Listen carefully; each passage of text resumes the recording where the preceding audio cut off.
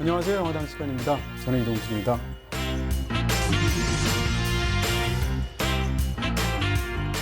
안녕하십니까. 아일당 유주현입니다. 네네. 아일랜드 배우 영화 한다고 그래가지고 두 편 다 그렇진 않잖아요. 네, 특별히 제가 아일랜드에 맞춰가지고 옷도 입고 왔고요. 오늘 아일당이라고. 아일당. 네. 아일드대. 그 아일당. 아닙니다. 아일랜드의 아일이 섬이란 뜻이잖아요. 결국에는 인간은 뭐 섬이 아닌가.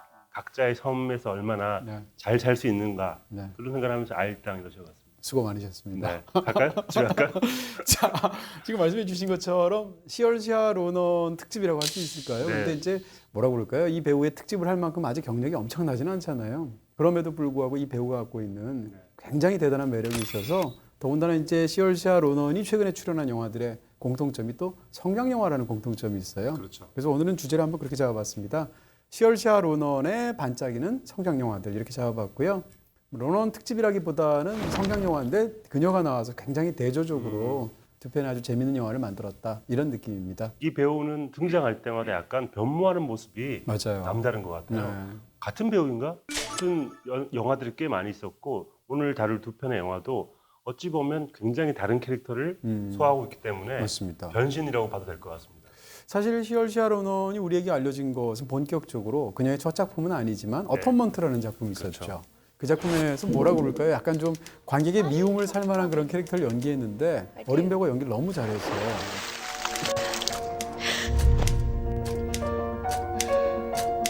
굉장히 어린 10대 초반의 나이로 그 영화를 통해서 아카데미 여우 조연상 후보에까지 오르게 됐었고 지금 시얼샤 로넌이 기록을 갖고 있는 게 있어요. 어떤 기록을 갖고 있냐면 아카데미 역사상 24살 생일이 오기 전까지 아카데미에 3번 노미네이트된 배우, 여자 배우 두 사람밖에 없습니다.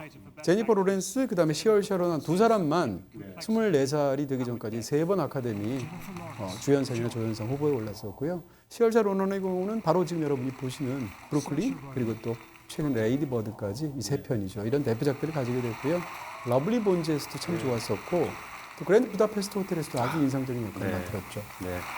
And the Oscar goes to 저는 셜샤 로난이 어떤 특유의 표정이 있는 것 같아요. 그게 굉장히 적극적인 표정이어도 기본적으로 뚱한 표정 같은 게 있는 것 같아요. 약간 혼자 엉뚱한, 네. 엉뚱하고 맞아요. 몰돌이 혼자 골똘히 뭔가 생각하는 듯한 표정. 그게 저한테는 약간 문학적으로 보이기도 해요. 머릿속으로 어떤 문장을 떠올리는 것 같은 표정처럼 보이기도 해서 특히 셜사 로난 오늘 다룰 두 편의 영화들이 어쩌면 문학적이라고 표현할 수 있을 정도의 그런 그 영화들이어서 참 잘 어울리는 캐릭터들이 아니었나 싶습니다. 굉장히 이제 발랄한 연기를 잘하고 저는 코미디를 참 잘 연기 잘하는 것 같아요. 근데 그것뿐만 아니라 뭐라고 그럴까요? 저한테는 약간 굉장히 고전적인 느낌 같은 것을 갖고 있는 배우라는 생각이 들고요. 바로 그래서 이제 소설 원작을 가졌던 그런 영화들에서 특히 이제 진가가 발휘되는 부분들이 있지 않을까라는 생각을 하게 되는데요. 오늘 가져온 이 두 편의 영화는 둘 다 일단 강추드리고 싶을 만한 굉장히 재미있고 좋은 영화고 네. 또 하나는 두 편 다 얼핏 봐서는 사랑 영화처럼 보이지만 사실은 성장 영화라고 말할 수 있을 것 같고요. 그리고 또 그 핵심을 시얼샤 로넌이 역할을 연기했는데 두 영화에서의 모습이 너무 다르잖아요. 그 두 가지를 보면 또 로넌의 어떤 두 가지 서로 다른 매력을 함께 우리가 맛볼 수 있는 그런 작품이 아닌가 싶습니다. 네. 그래서 오늘 제가 셜사 로넌 특집이라고 그래가지고 셜사 로넌이 어떤 식으로 두 캐릭터를 연기했는가, 두 캐릭터를 비교하는 그런 자리를 한번 마련해봤습니다. 네, 기대됩니다. 네, 말씀하신 대로 1분 브리핑. 네. 이름하여 셜샤 로넌 이력서. 이력서가 이제 두 개의 역사를 한번 비교를 해본다는 뜻이고요. 네네. 가운데가 이제 시얼샤 로난의 실제 이력입니다. 94년생이고요. 12살에 아까 말씀드린 것처럼 어톤먼트에서 브리오니 역으로 굉장히 큰 사랑을 받았고 태어나기는 뉴욕에서 태어났지만 아일랜드 피가 있기 때문에 아일랜드로 다시 갔어요. 아일랜드의 호스라는 곳에 머물다가 다시 더블린으로 이동을 했고요. 그리고 실제 캐릭터를 보면 약간 차분하고 엉뚱한 느낌 같은 게 있어요. 네. 어떤 인터뷰를 봤었는데 발음하기 힘든 배우들, 저도 봤어요. 네, 그거 딱 보여주면서 네. 자기 얘기를 자기 이름 보여주는데 뭐 이러면서 연기를 하는데 잘해요. 너무 재밌더라고요. 매력적이죠. 그런 식의 네. 엉뚱한 면이 실제 있는 것 같고요. Say, Sawara say, shear shay, smear shay, you know, all sorts. 왼쪽은 이제 오늘 다룰 브루클린의 역할 에일리스 레이시인데요. 네. 정확한 생년을 알 수 없습니다. 그러니까 1952년 즈음의 시절을 다룬 영화이기 때문에 아마도 30년생 전후일 것이다. 뭐 이렇게 추측을 할 수 있고요. 여러 가지 그 근무 경력이 있는데 아일랜드에서는 자파점에 근무를 하셨었고요. 뉴욕 바토치 백화점에서 근무를 하신 적이 있고요. 결국에는 회계직 쪽으로 아마 가시지 않을까 그런 생각을 하게 되고요. 실제 이 시얼사 로난이 아일랜드 태생이긴 하지만 액센트가 약간 다르다고 하더라고요. 여기서는 약간 아일랜드 웩스포드 해안가 쪽에 액센트를 쓰고 있기 때문에 실제 더블린 액센트를 쓰는 시얼사 로난의 입장에서도 약간 다른 식의 연기 도전이었던 것 같아요. 아일랜드에서 뉴욕으로 가는 이야기가 사실은 브루클린 굉장히 중요합니다. 이동의 경로가 굉장히 중요한 두 영화이기 때문에 이동 경로를 제가 봤고요. 네. 브루클린에서는 약간 신중하고 강한 의지를 보이는 그런 역할. 아까 그 포스터에서 보셨듯이 포스터의 이미지가 굉장히 다른 완전히 느낌이에요. 다르죠. 네. 레이디버드에서는 크리스틴 레이디버드 맥피어슨이라는 이름을 가지고 있고요. 85년생쯤이 되는 것 같고요. 그리고 대학교를 가기 위한 고등학생인데 뭐 카페에서 아르바이트를 하기도 하고 여러 가지 연극반 활동을 하기도 하는 그런 사람이고요. 여기서도 이동 경로가 중요한데 맞아요. 여기서는 세크라멘토에서 뉴욕으로 옮겨가는 이야기예요. 아까 말씀하신 것처럼 이 두 영화를 성장 영화로 본다면 장소의 이동 역시 성장의 그 근거를 제시해주는 이동인 것 같아요. 어디에서 어디로 가는가, 어디에서 어디로 가고 싶어 하는가, 왜 여기를 싫어하는가 이런 것들이 성장의 동력이 되는 것 같습니다. 그리고 마지막으로 이 레이디 버드는 굉장히 반항기가 많은 그런 몽상가 기질이 있는 캐릭터인 것 같아요. 그래서 레이디 버드와 브루클린의 두 캐릭터가 얼마나 비교가 되는가 그런 의미에서 제가 한번 이력을 살펴봤습니다. 네, 두 작품의 어떤 공통점 같은 것도 굉장히 많이 발견되고 둘 다 뉴욕으로 가는 얘기인데 그렇죠. 그러면서 이제 고향에 대한 감정을 어떻게 갖고 있는가가 굉장히 중요하고 네. 근데 실제 시얼사 로난은 뉴욕에서 반대인 태어나서 거죠. 아일랜드로 갔던 이력이 굉장히 흥미롭게 그러네요. 엮이는 것 같습니다. 네. 자, 이렇게 두 편의 영화의 어떤 말하자면 이제 어떤 두 인물, 그 다음에 시얼사 로넌의 어떤 이력까지 한눈에 이렇게 또 정리를 해주셨습니다. 세 개니까 3역서구나. 네. 네. 네. 자, 그럼 시얼사 로넌 스펠링 굉장히 어렵잖아요. 네. 자, 보지 않고 외워봅니다. SAOIRSE. 맞죠? 로넌 틀린 거 아니에요? 로난 LONAL. 로난. 시얼사를 아는 그럼요. 진짜 1%의 관객이십니다. 네.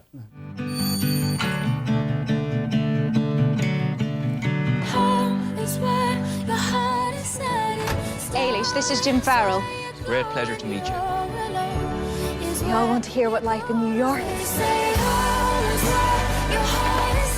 Jim Farrell I saw. He's a catch for someone. I'd imagined a different life for myself.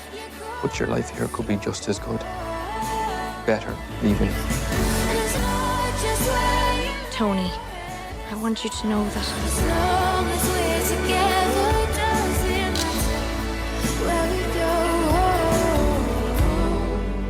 네, 먼저 브루클린 소개해드리도록 하겠습니다. 두 영화 중에 사실은 먼저 찍은 영화는 브루클린인데 네. 어떤 그 극 중에서의 배우의 느낌은 이 영화가 훨씬 더 성숙하게 느껴지죠. 그렇죠. 네. 네. 그리고 제가 이 영화를 또 좋아하는 특별한 이유가 있는데 이 영화가 소설 원작으로 한 네네. 영화인데 중간에 한 명의 작가가 개입되어 있습니다. 네. 바로 니콤비라는 소설가인데 제가 좋아하시잖아요. 좋아하는 소설가인데 네. 그 니콤비가 각본을 맡았어요. 그래서 두 명의 소설가가 이 영화에 개입이 돼 있어서 그러네요. 그 어떤 영화보다도 문학적인 그걸 또 그런- 소설가가 해설을 하니까 세 명의 소설가가 드디어 영화당에서 만났다 네. 이렇게 얘기할 수도 있겠네요. 네.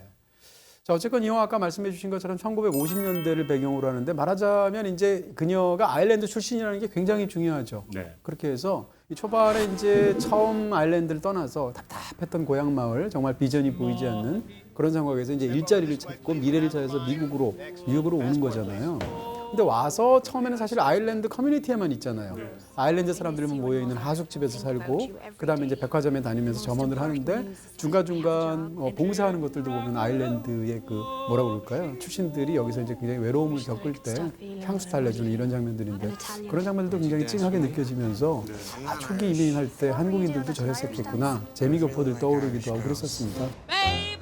I met somebody, an Italian fellow. 브루클린은 얼핏 보면 두 남자 사이에서의 선택을 다룬 영화처럼 보이기도 하죠. 네. 뭐 맞기도 하죠. 그렇게 얘기할 수도 그렇죠. 있는 게 뉴욕에서 이제 어떤 남자를 만납니다. 톤이라는 백왕공 출신의 남자를 만나는데 그리고 이제 또 아일랜드의 어떤 후반부에 가는 가게 돼서 거기서 짐이라는 남자를 만나는데 두 남자는 대조가 되기도 하고 비슷한 점도 있어요. 근데 그 사이에서 이제 그녀가 어떤 선택을 하는가 그것이 그 영화에서 굉장히 중요한 그런 고리를 갖고 있죠. 네, 뭐 일단 이 영화에서 두 명의 남자를 대하는 이 에일리스의 태도 같은 게 굉장히 다르고 한쪽은 뉴욕에서 만난 약간 가난한 이탈리아계의 남자. 그렇습니다. 근데 한 명은 고향에 있는 잘 사는 매너 있는 남자. 그러니까 되게 두 사람이 어떤 것은 가지고 어떤 것을 가지지 못한 게 계속 반복이 되고 겹쳐요. 그래서 선택이 정말 쉽지 않은 그런 상황에서 앨리스는 과연 어떤 선택을 할 건지가 일단 주요 동력인데 네. 그 동력을 가지고 가면서도 그 앨리스의 마음 같은 것들을 대단히 잘 표현을 해서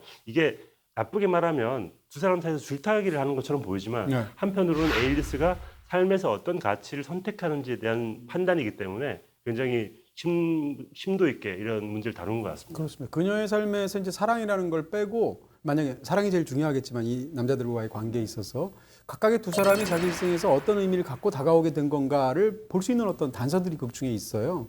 토니의 경우는 어디서 만났는가라는 건데 아일랜드 사람들끼리 모이는 그런 전문적인 댄스 클럽에서 그 사람이 이탈리아 출신인데도 불구하고 거길 놀러 왔다가 이제 서로에게 마음에 드는 상황인 겁니다.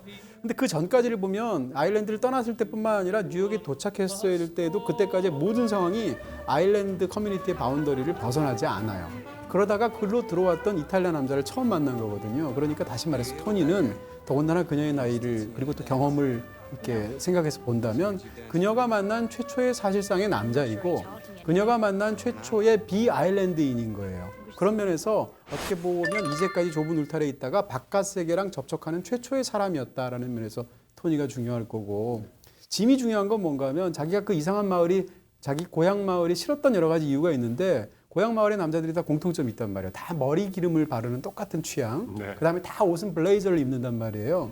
근데 그 남자 짐이라는 남자를 만나서 처음 좋아졌을 때 짐은 어떤 옷을 입고 왔냐면 그때는 스포츠웨어를 입고 왔단 말이에요. 그리고 또 머리 기름도 안 발랐어요. 다시 말해서 고향 마을 특유의 모든 사람이 똑같은 그 획일성에서 벗어난 남자였다라는 게 중요하단 말이에요. 그래서 이 두 가지가 서로에게 사실은 그녀에게 매력으로 다가왔다라는 것이 중요한 포인트겠죠. 네, 이 두 개의 지역이 굉장히 중요한 것 같은 게 네. 이 아일랜드에서 뉴욕 갔다가 뉴욕에서 다시 아일랜드로 돌아와서 일어나는 이야기들을 다룬다고 했을 때 네네.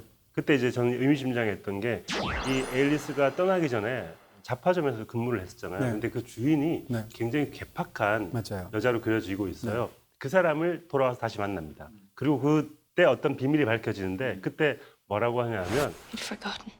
You'd forgotten? What a thing! I'd forgotten what this town is like.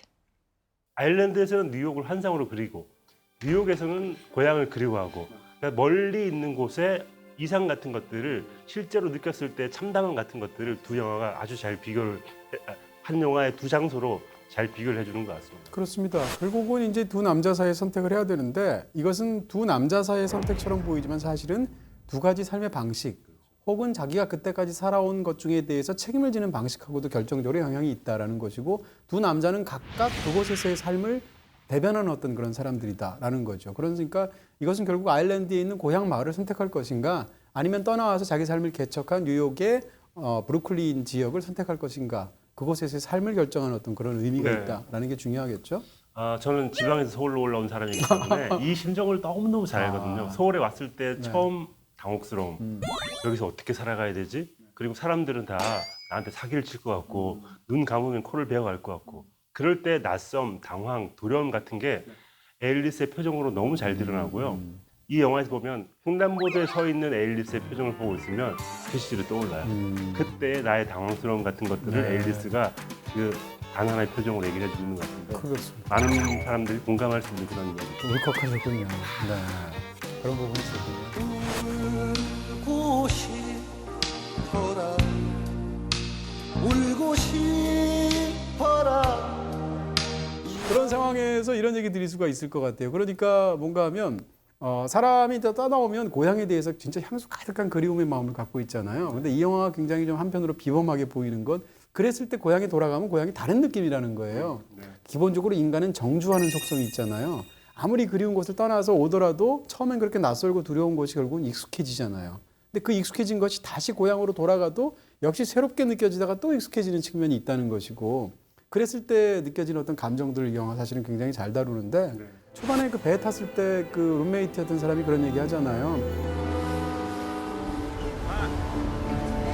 How long do letters from Ireland take to arrive? My sister Rose said she'd write straight away. They take a long time at first, and then no time at all. You family in America? Friends? 나중이 된다고 편지를 빨리 보내는 게 아니죠. 보내는 그 사이의 간격은 똑같은데 처음에는 편지 언제 오나 고향 너무 가고 싶다라는 그런 향수병에 짙어 있다가 나중 되면 거기에 너무 익숙하니까 고향 편지는 사실 별로 신경도 안 쓰는 이 거예요. 향수병에 대한 정의가 좀 되게 재미있었던 게 우리가 보통 향수병 하면 누군가 고향 사람을 만나거나 그래야지만 치유된다고 생각하는데 이런 얘기가 나오죠.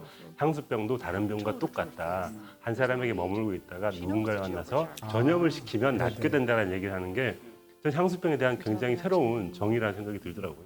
Homesickness is like most sicknesses. It'll make you feel wretched and it'll move on to somebody else.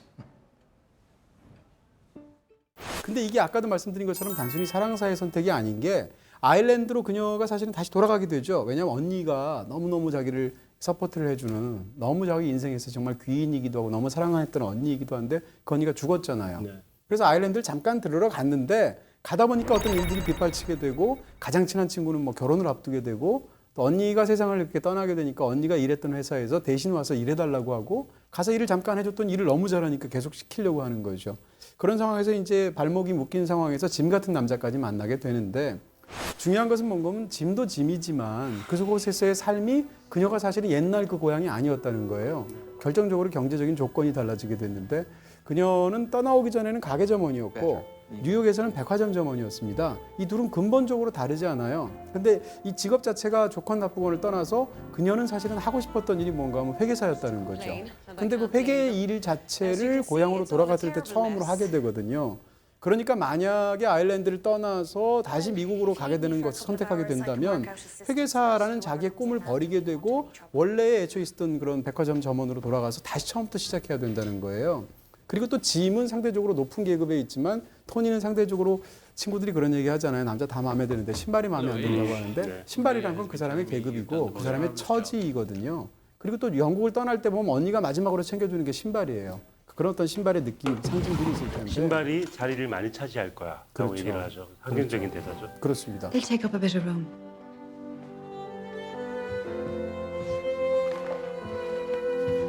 그런 부분에서 결국은 이 선택은 단순히 사람 선택, 공간의 선택이 아니라 삶의 어떤 삶을 선택하신 것인가에 대한 선택이다라는 것이 굉장히 중요하다는 거죠. 전 이 영화가 이 앨리스의 시점으로 진행이 되고 있지만 네. 영화가 참 살아있다고 생각이 드는 게 떠난 사람을 보고 있는 남겨진 사람에 대한 예의가 굉장히 전 좋다고 생각이 들었어요. 그러니까 우리가 보통 누군가 성공을 향해서 떠나고 나면 그 뒤에 있는 사람들이 되게 약간 아프게 그려지거나 좀 쓸쓸하게 그려지는 측면이 있잖아요. 근데 그 사람들에 대한 애정 같은 것들이 전 이 영화가 되게 좋은 이유이기도 하거든요. 그래서 떠났지만 남겨진 사람들도 자신들의 삶을 계속 버텨내고 있다. 그런 생각을 하게 되고 앨리스가 아일랜드에서 뉴욕 갔을 때는 아일랜드에 남겨진 사람들에 대한 이야기를 다루고 있고 뉴욕에서 아일랜드 갔을 때는 또 뉴욕에 남아있는 사람들의 이야기를 다루고 있는 이런 게 참 재미있고 좋더라고요. 그렇습니다. 그리고 또 이제 이 영화가 갖고 있는 뭐라고 그럴까 여성 영화적인 속성 이런 것들을 또 말씀드릴 수가 있을 것 같은데 네. 극 중에서 사실상 처음 등장하는 남자가 토니가 처음입니다. 네. 그 전에 신부가 있기는 하지만 신부는 약간 좀 다른 캐릭터, 사제니까 가톨릭. 영화에서 보시게 되면 초반에 한동안은 여자밖에 안 나와요. 예를 들어서 집안에서 남자 형제가 없습니다. 근데 원작 소설에는 남자 형제가 있거든요. 그러니까 애초에 각색을 할 때 보다 더 여성 영화적인 그런 부분에 포커스를 집중하기 위해서 아마 뺀 게 아닌가 싶은데 그런 측면에서 언니밖에 없고 그다음에 아버지는 안 계신 상황에서 엄마랑 있죠. 떠나서 오게 되는데 결정적으로 항해 도중에 도움을 주는 룸메이트도 여성이고 도착해서 있는 것도 하숙집 주인도 여성이고 거기 동료들도 다 여성이고 일하게 된 백화점 보스도 여성입니다. 그런 상황 속에서 이제 토니를 만나게 되는 그런 부분이거든요. 그런 측면이 있는 데다가 그런 상황 속에서 이 영화 속에서 보면 결과적으로 그녀의 초반에 결정적인 도움을 주었던 건 다 여성들이거든요. 근데 영화의 맨 뒤로 가게 되면 그녀가 역시 옛날에 자기처럼 항해를 통해서 이민을 하는 또 다른 소녀한테 또 결정적인 어떤 조언을 주게 되는 거죠. 그러니까 어떻게 보면 그런 일종의 시스터우드의 어떤 선순환 이런 것들을 보여주는 뭉클한 그런 어떤 감동 같은 것이 사실은 이 영화에 있는 거죠. When you get to immigration, keep your eyes wide open. Look as if you know where you're going. You have to think like an American. You'll feel so homesick that you'll want to die. And there's nothing you can do about it apart from endure it. But you will. And it won't kill you. 저는 사실 이 영화를 보면서 이제 예전에 읽었던 그 중국의 어떤 선승들에 대한 고사 이런 걸 보면 여러 가지 선승들 유명한 사람들이 있잖아요. 임제라는 선승이 있었어요. 네. 그 사람이 했던 말 중에 지금도 인용되는 말이 있거든요. 그게 수처작주 입처계진이라는 말인데 우리말로 간단하게 풀면 그런 얘기입니다. 당신이 서 있는 곳에서 주인으로서 살아가면 당신이 하는 모든 일들이 다 진실이 된다. 이런 얘기인데 네. 이 영화의 핵심적인 주제가 사실은 그 임제가 했던 임제라는 선승이 했던 그 말하고 너무 잘 맞는 게 아닌가 싶고요. 스포일러 때문에 결정적으로 말씀 못 드리지만 결과적으로 말씀드리면 이 영화에서 그녀가 하는 선택에서 핵심은 제가 볼 때 책임이라는 말을 할 수 있을 것 같아요. 자기가 어떤 일을 했었던 간에 자기가 과거에 했던 일에 대해서 끝까지 책임을 지려는 태도, 그것이 이 영화의 어떤 마지막 순간에 그녀의 선택과 관련이 있어서 사실은 이 얘기를 굉장히 다르게 보게 만들어주는데 그런 것이 어떤 이 주인공의 주체성 같은 것을 보여주고 또 어떤 도덕적인 결단 같은 것을 보여주는 그런 부분이라고 할 수 있겠죠. Lady Bird, is that your given name? Yeah. Why is it in quotes? I gave it to myself. It's given to me by me. What she did was very baller. It was very anarchist. Put the magazine back! So, you're not interested in any Catholic colleges? No way. I want schools like Yale, but not Yale because I probably couldn't get in.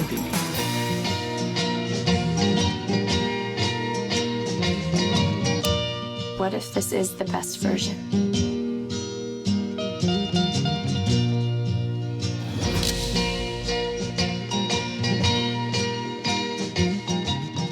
네, 두 번째 소개드릴 작품은 올해 크게 스포트라이트를 받았던 레이디 버드죠. 네, 우리가 한번 특집으로 다루기도 했었던 그레타 거윅이 감독으로 또 멋진 성공을 했던 작품이기도 하죠. 네, 그레타 거윅 특집에 이제 이 레이디버드 개봉에 맞춰서 했는데 레이디버드가 너무 좋았기 때문에 바로 이어서 이렇게 해주셔서 너무 감사드립니다. 제가 좋아하는 감독이기 때문에. 네. 그때 그런 얘기 했었어요. 저희가 이제 어떻게 보면 이 캐릭터가 안에 연속성이 있다. 네. 다시 말해서 저희가 그때 다뤘던 두 편의 영화는 둘 다 감독은 노아 바움백 영화임에도 불구하고 그레타 거윅이 또 이렇게 각본가로 또 참여한 부분도 있고 또 그도 직접 연기를 하기도 했었잖아요. 그래서 그때도 그런 얘기를 했지만 이 세 편의 영화들이 약간 어떤 느낌이 있냐면 레이디 버드, 그 다음에 프란시스하, 그 다음에 미스트리스 아메리카라는 작품, 이 세 작품이 각각 약간 농담처럼 말하면 프란시스 상중하 같은 거예요. 10대 시절을 다룬 게 레이디 버드, 그 다음에 20대 시절을 다룬 영화가 이제 프란시스하이고, 그리고 이제 30 넘어갈 때 그때 얘기가 미스트리스 아메리카 같은 인물처럼 보이기도 합니다. 이 세크라멘토 출신인 그레타 거윅이 이 영화를 만들어서 많은 부분 아마 감독의 자전적인 부분이 아니었을까라고 추측을 하는데 감독 자신은 그렇게 밝혔어요.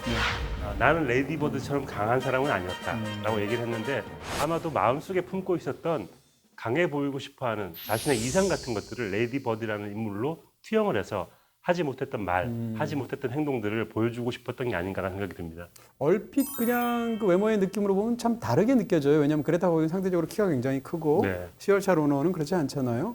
근데 두 배우가 느낌에서 굉장히 비슷한 느낌이 있습니다. 약간 뭐라고 그럴까요? 엉뚱한 개성 같은 것이 있고 또 발랄한데 또 그 속에는 굉장히 깊은 어떤 그런 감정적인 부분들도 있어서 사실은 그레타 거윅이 왜 시얼샤 로넌을 어떻게 보면 자신의 페르소나 같은 역할에 캐스팅을 했을까라는 것이 추측이 되기도 하죠.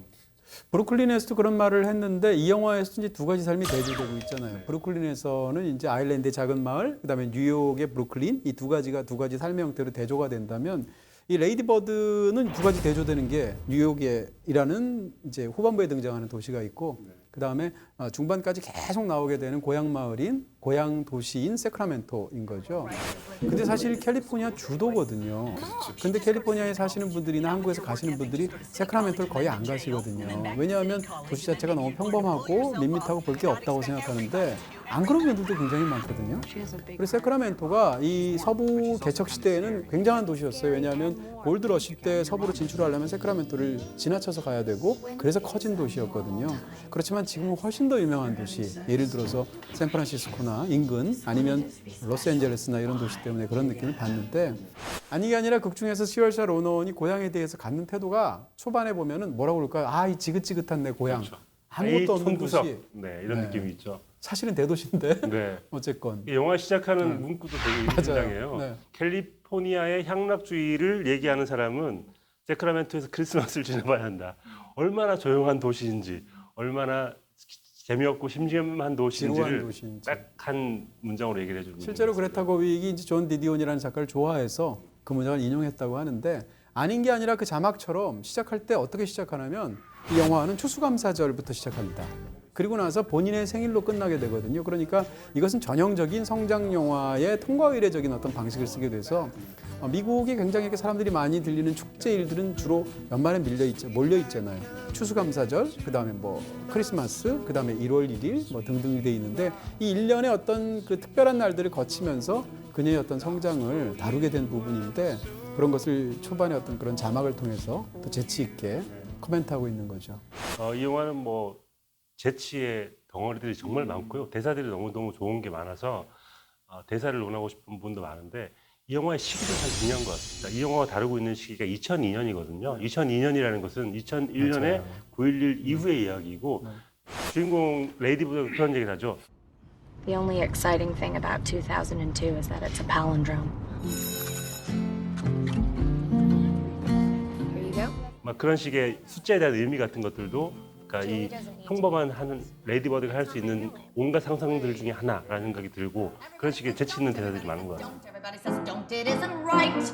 Don't, it isn't nice. Everybody says don't, everybody says don't, everybody says don't walk on the... 지금 말씀해 주신 어떤 그런 연장선상에서 이 영화의 구조를 보면 이 영화가 사실은 전형적인 선장 영화다라고 누가 봐도 알 수 있는데 구조적으로도 그렇습니다. 시작하면 팔 깁스하면서 시작해요. 네. 끝날 때는 구토하고 굉장히 숙취로 굉장히 괴로워하다가 병원에서 퇴원하면서 시작합니다.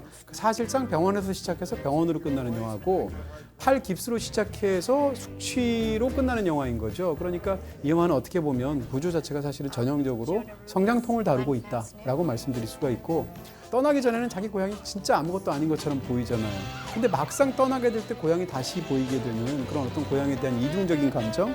그러니까 뭐 애도 있고 증도 있을 텐데 그런 양면적인 감정을 굉장히 뭉클하게 잘 그려낸 그런 성장 영화라고 할 수 있겠죠. 아까 제가 컨트롤 C, 컨트롤 V 하자면 제가 서울에 올라와 본 사람으로서 그래요? 이런 걸 잘 아는데요. 네.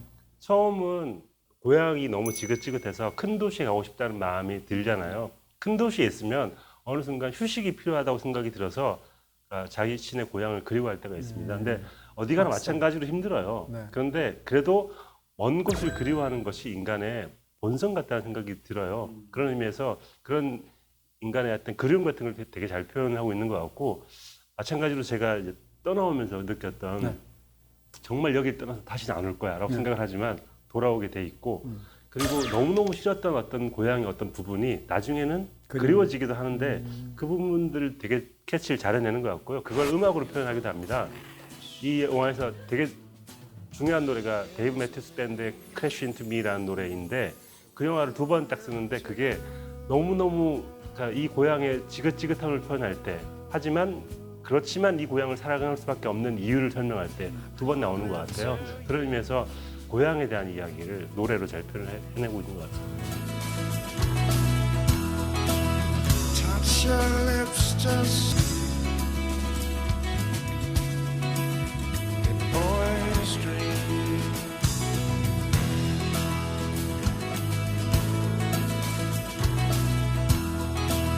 Touch your lips just 그리고 이 영화에서 시작될 때 첫 대사 엄마와 딸 사이 대사가 뭔가 하면 엄마는 세크라멘토 사람처럼 생겼어? 라고 하니까 엄마가 너 세크라멘토 사람 맞잖아 이렇게 대답하는데 이것이 굉장히 코믹하게도 보이지만 영화의 핵심적인 부분하고 사실은 관련이 있어요.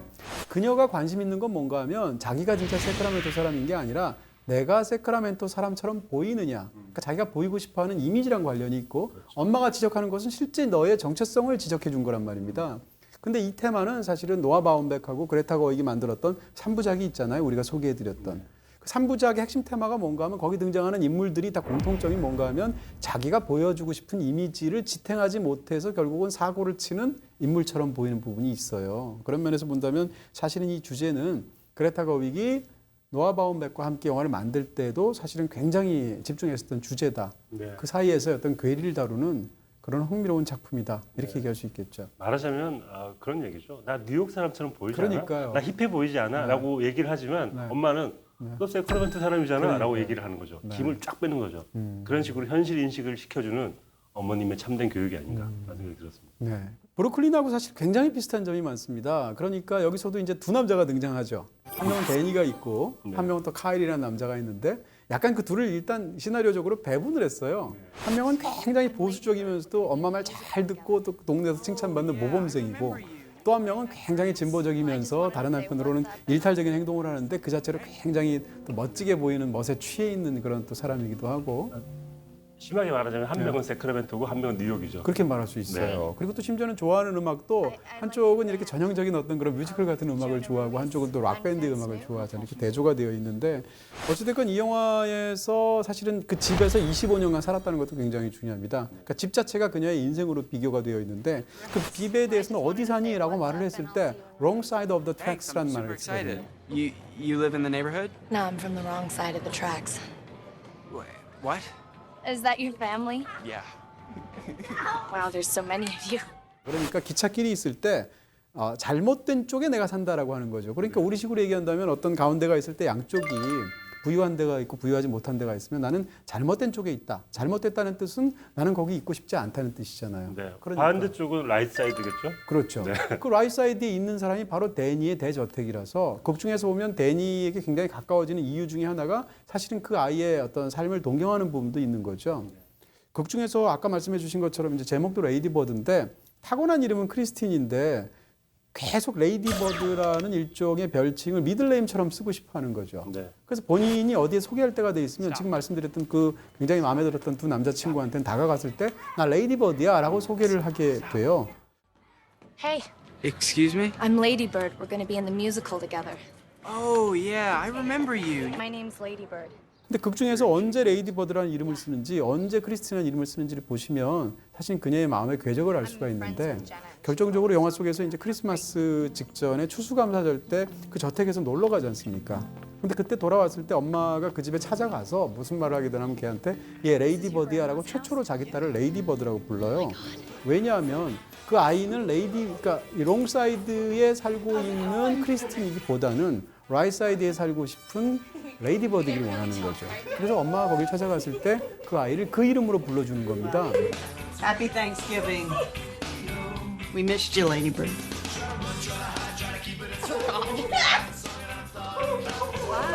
근데 저는 레이디버드라는 이름이 처음에는 계속 내가 레이디버드야 레이디버드야 얘기하지만 아무도 레이디버드라고 불러주지 않아요.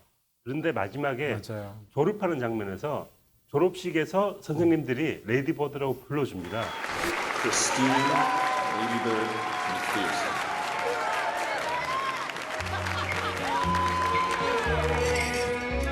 It's hard to think this eve of parting. 말하자면 이건 레이디버드로 불리고 싶어하는 한 사람이 레이디버드로 불려지는 이야기이고 마지막에 후반부에 가면 또 이런 얘기를 합니다. 부모가 지어준 이름으로 불리는 사람들이 신을 믿지 않다니 라는 식의 이런 얘기를 하는데 우리가 생각해 보면 되게 이상한 일이거든요. 왜 내가 내 이름을 선택하지 못하는가? 부모의 이름으로 불려야 하는가?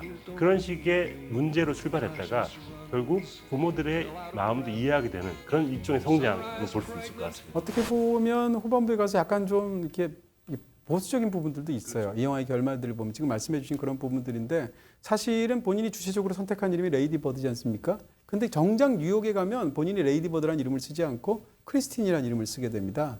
그 다음에 또 어떤 게 있나 하면 거기서 이제 파티장에서 데이빗이라는 남자를 만나게 되는데 데이빗이 물어보는 거죠. 대학은 이제 고등학교 곳곳에서 오니까 너는 어디 출신이야? 라고 하니까 세크라멘토라고 말하는데 I shake. Okay. Where are you from? Sacramento, Sorry, where? San Francisco. Oh, cool. Yeah, San Francisco's a great city. 상대방의 세크라멘토가 별로 특징이 없어서 못 알아들어요. 그러니까 어디라고 하니까 다시 말하면 되는데 바꿔가지고 샌프란시스코라고 말하죠. 왜냐하면 세크라멘토 인근의 샌프란시스코가 훨씬 유명하니까 그냥 남자 샌프란시스코가 넘어가게 되는데 그 다음에 그녀가 숙취로 병원에 실려가게 되거든요. 그런 상황에서 그 구토를 하는 것 자체는 그런 상황을 그녀가 사실은 소화 불량인 거죠.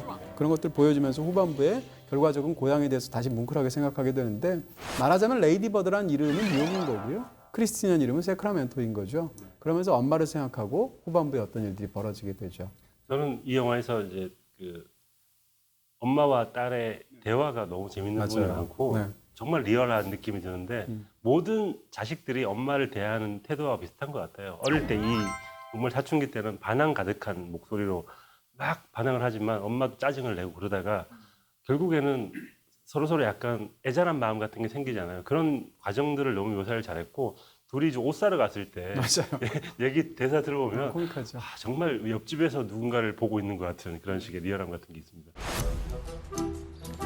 Such a shame that you're spending your last Thanksgiving with family you've never met instead of us. I guess you wanted. Did Danny say what? Are you tired? No, So if you're tired, we can sit down. I'm not tired. Oh, okay. I just couldn't tell because you were dragging your feet. Well, I just couldn't tell. Why didn't you just say pick up your feet? I didn't know if you were You tired. were being passive aggressive. No, I You are wasn't. so infuriating. Please stop yelling. I'm not yelling. Oh, it's perfect. 서로를 위해주는 마음인데 그걸 표현을 제대로 하지 못해서 생겨지는 불화 같은 것들을 너무너무 잘 묘사를 하고 있는 것 같습니다. 그렇습니다. 그런 부분이 있어서 근데 이제 이 영화에서 엄마를 이렇게 보면 떠나지 못했던 크리스틴이라고 한번 생각을 하면 그렇죠. 영화는 굉장히 뭉클하게 느껴지는 부분이 있고요.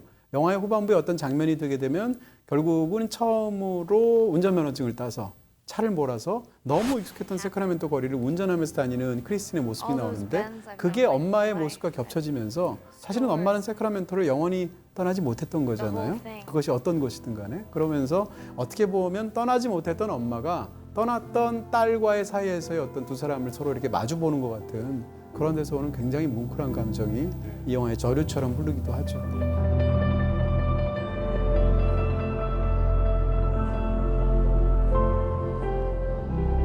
I wanted to tell you. I love you. 우리가 이제 10대 소년, 10대 소녀가 주인공인 만약에 어떤 영화를 만들게 되면 가장 중요한 이야기는 보통 사랑을 다루게 되는데 이 영화가 굉장히 특별하게 느껴지는 건 사랑보다 우정이 더 소중한 그런 이야기고 더 중요한 이야기고 사랑보다 엄마와의 관계가 더 중요한 이야기예요. 그런 면에서 본다면 이 영화는 사실은 얼핏 봐서는 사랑 영화처럼 보이지만 훨씬 더 진하게 남아있는 것은 자기 친구와의 관계, 특히 엄마와의 관계다 이렇게 말씀드릴 수 있겠죠.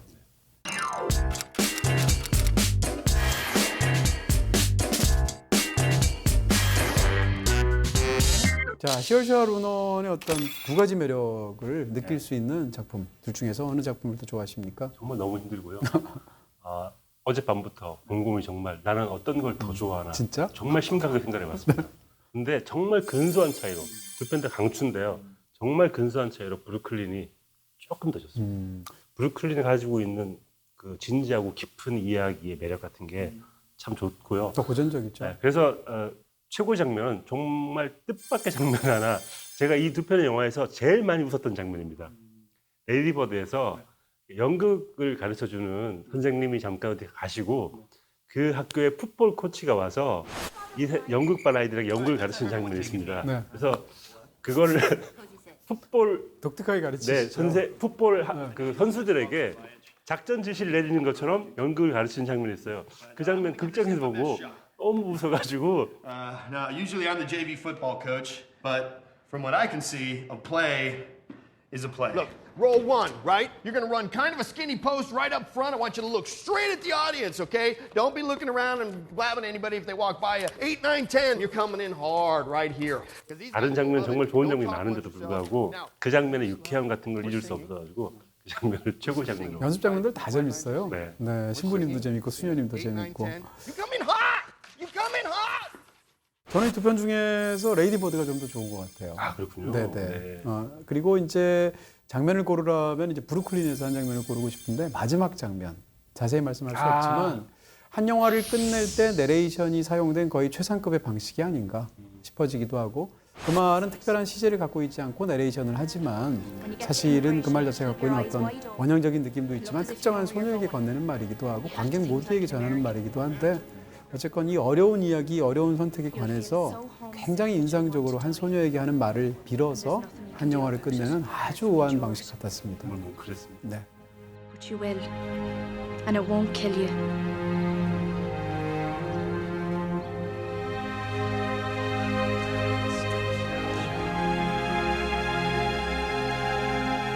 And one day, the sun will come out.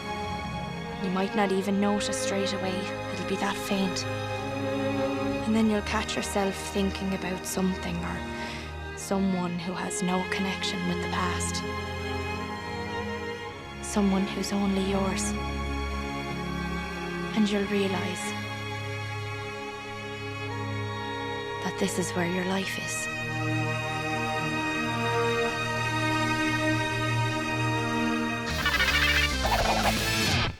자, 이렇게 해서 오늘은 시얼샤 로넌의 반짝이는 성장 영화들이라는 주제로 비교적 최근에 개봉했던 두 편의 멋진 영화를 소개해드렸습니다. 두 편 다 참 좋죠? 네. 자, 소개해드리면서 두 편 모두 BTV에서 보실 수 있고요. 저희는 다음 주에 뵙도록 하겠습니다. 감사합니다. 수고하셨습니다.